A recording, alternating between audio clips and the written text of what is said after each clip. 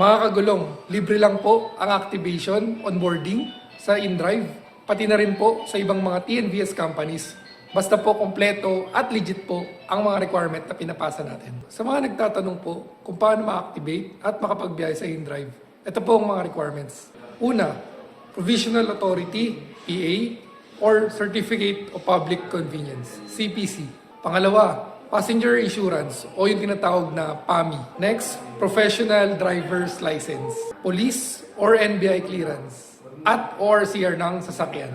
Pwede po ang online onboarding. Download nyo lang po ang InDrive app. Enter nyo lang po ang ginagamit nyong cellphone number and register as driver po kayo.